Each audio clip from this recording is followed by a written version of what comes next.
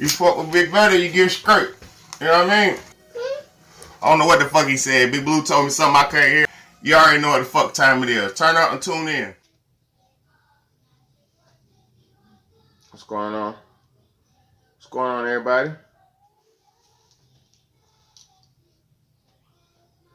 You already know what it is. Your motherfucking boy Big BAYDAY. And this is the Real Talk, Real Shit podcast.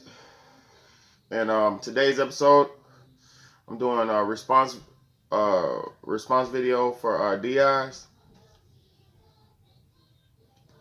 She did a little questionnaire video for me yesterday, so I gotta hit the response. Alright, so like I said, I was doing a questionnaire response video for DIs. And big shout out to DIs. I appreciate you for being patient with me, and I appreciate y'all for supporting me, and I appreciate everything. You know what I'm saying? All the support. Alright. First question she asked me was, where do I do my research? And really, to that one, my whole life led up to this point. I was always the child who would sit with my pops and watch PBS News, CNN. I'm watching news and documentaries and shit. That's who I always been. I never really cared about bullshit or mundane situations or topics.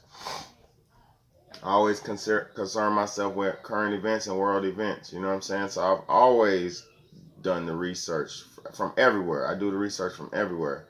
But a lot of my knowledge about the world that I learned, like documentaries and yeah. So like I was saying, I keep getting interrupted.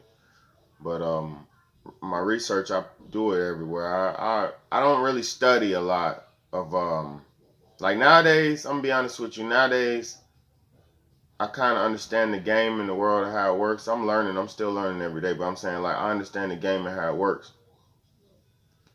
the game of life. So I don't really do all that researching and shit. I'll stumble across a topic and put that shit together with my own 2 cents, because I kind of understand how the game works. All right. And you said, where would I want to live if I could live anywhere? Africa.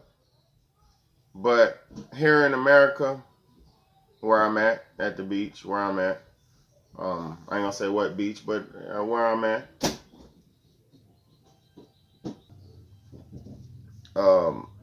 Do I believe that HARP is real, and do they control the weather, or is weather a natural occurrence system? HARP is extremely real. I believe it's in like Sweden or somewhere like that. You could look it up, do the research for yourself. It ain't nothing but a weather manipulation program. That's all it is electromagnetic manipulation program. And it's just for weather manipulation. That's exactly what it's for. So that's not a conspiracy. That's not like a question or that's not even like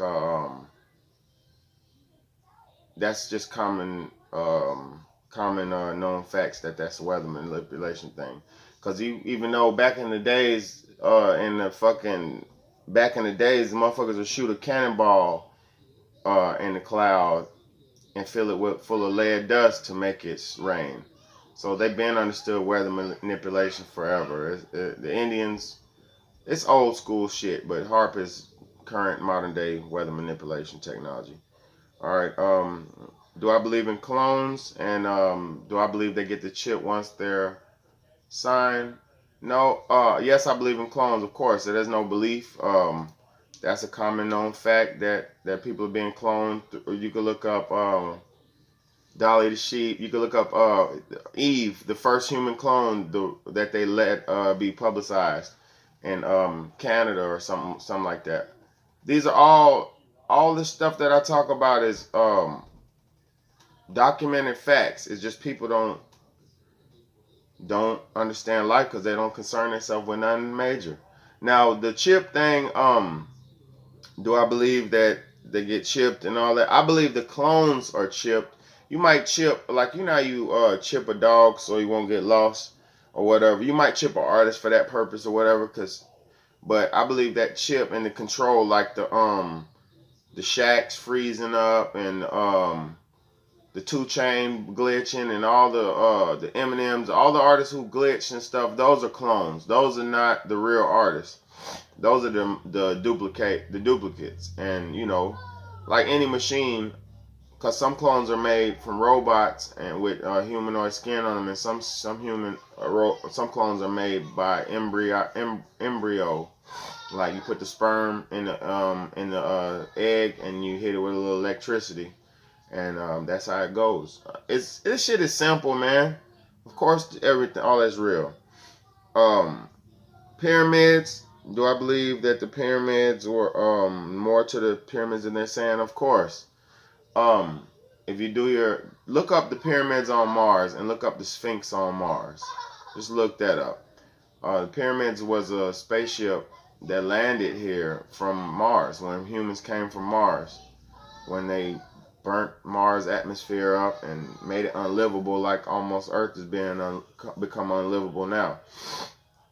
So, yes, the pyramids are constellation aligned spaceships, and they got here through alignment of the constellations. That's how they found this place. That's how they found this planet.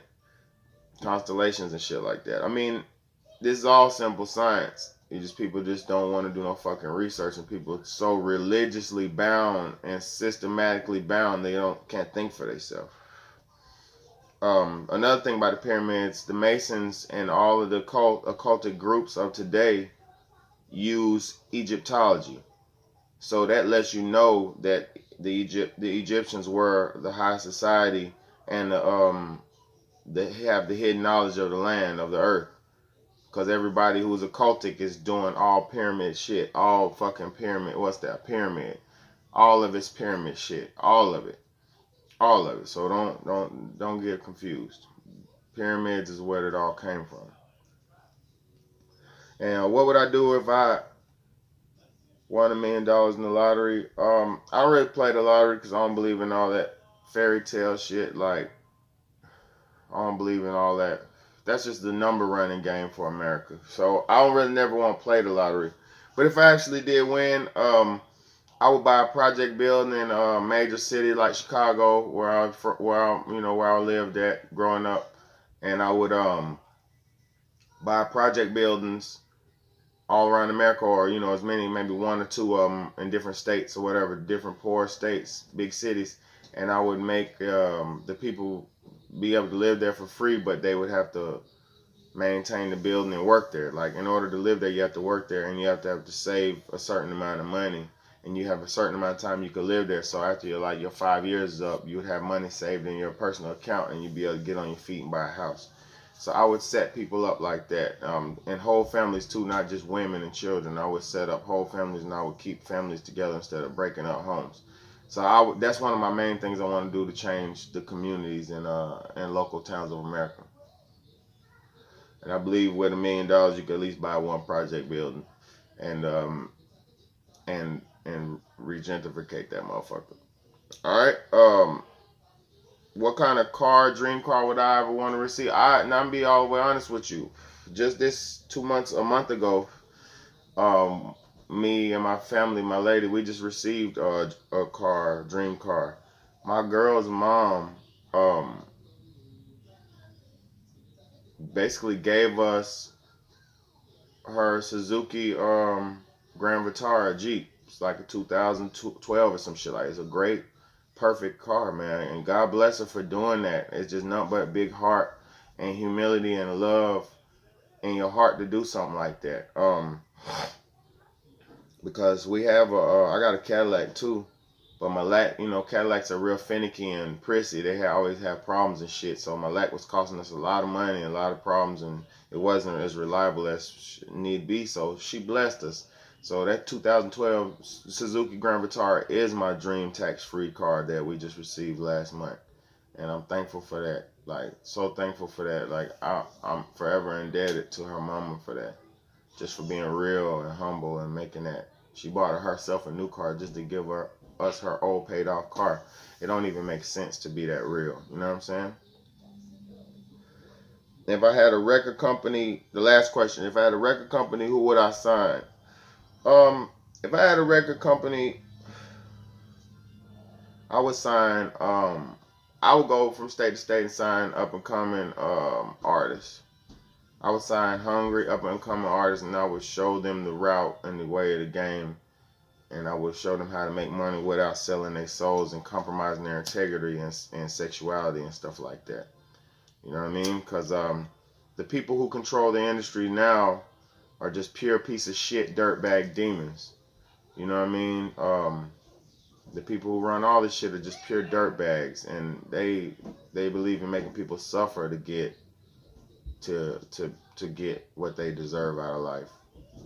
And you know, that's one form of making somebody prove themselves, but that's the evil way. You could make a man work and improve his worth, improve his worthiness. You can make him earn it in out of respect and humility and dignity and working. You know what I mean? So I would sign up and coming artists. I wouldn't sign no fucking already on devil worshiping ass nigga. I would sign up and coming niggas, and we would develop and make like No Limit Records type shit. But it's your motherfucking boy Big Bayday. This is the Real Talk Real Shit podcast. I appreciate you, D.I.S. This I had to give you a video for you. It's all love. Ain't no I just like even right now my baby's busting in the room in and out. They got them running around in the back. Shit real. I really don't. I just cleaned up and got everything. I've been cleaning up for like 6 hours today. You know what I'm saying? So it's real shit. I just don't be having a lot of time, but I fuck with y'all. Big salute. Trey 57, I see you, my brother. Oh yeah. Boop. You're right there. I see you. So big shout out, much love, much respect, and let's get it right. Alright? It's my fucking boy Big Bayday, and this is the Real Talk, Real Shit Podcast.